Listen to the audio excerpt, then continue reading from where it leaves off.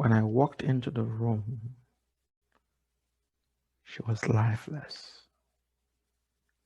It was 12 midnight. There was foam coming out from her mouth.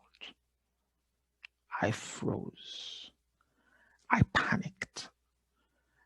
I was literally clueless. I had just had an amazing time with her in the evening, and here was I being called into the guest room. This teenager was dying. How could that have happened? It didn't add up, but I needed to rescue the situation.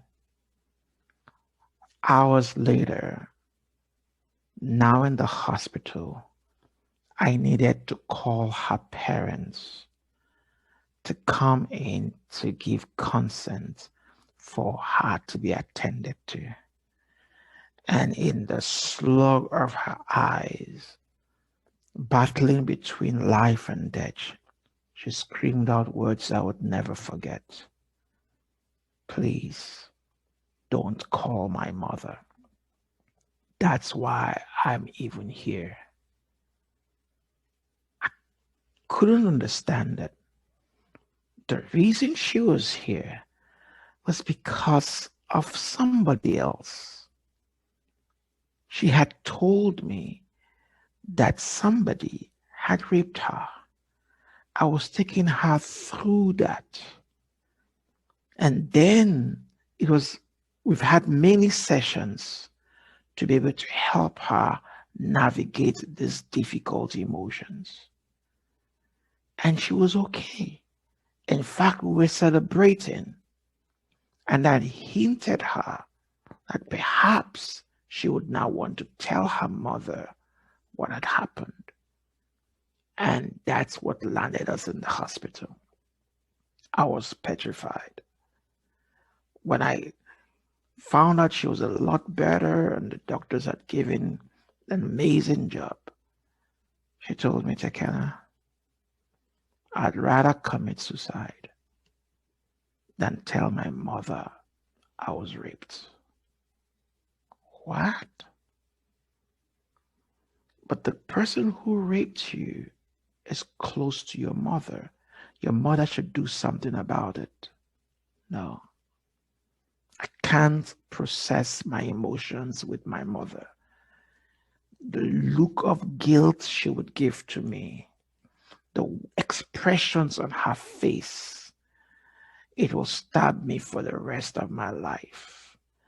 Because rather than handle what I'm going through, the emotions she will communicate with me, I wouldn't be able to handle it. I'd rather have suicide on my shoulder and go through that with my mother. And before you're quick to pass judgment on the mother or the daughter, that's not the issue. At the center of this is how we process our emotions, especially those tough, difficult emotions.